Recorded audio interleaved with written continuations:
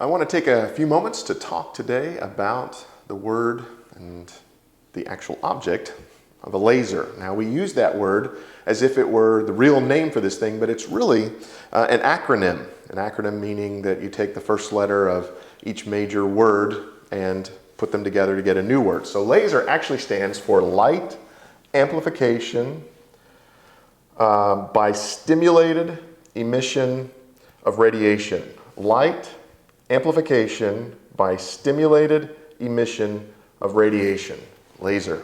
Lasers have many different functions.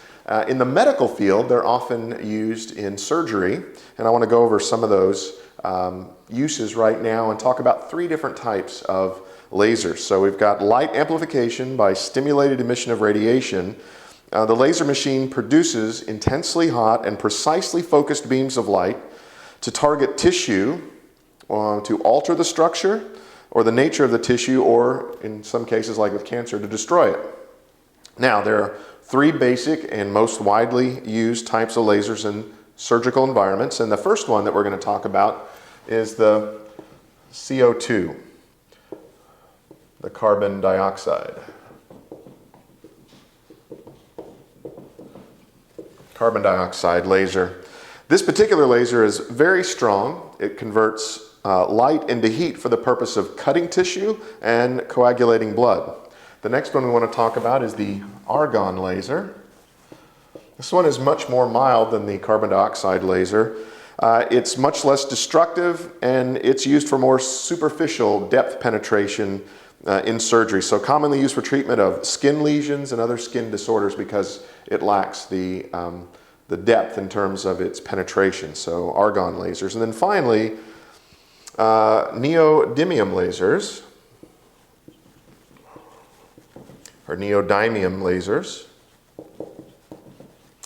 And this actually is the strongest and the greatest depth of penetration for lasers. This laser effectively stops bleeding at much greater depth. So neodymium, argon, and carbon dioxide laser, once again, the acronym for light amplification by stimulated emission of radiation.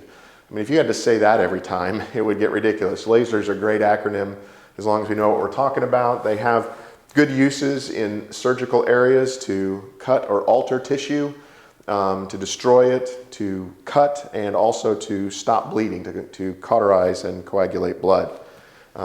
This one, the argon, being the weakest, necessary for skin treatment so that it doesn't penetrate as deep. Anyway, if you'd like to learn more about lasers in surgery use and about these particular types of lasers in use in surgical environments, please click on the link beneath this video. It'll take you to a website with more information, and at that website you'll also find a link to an ebook that's available for immediate download.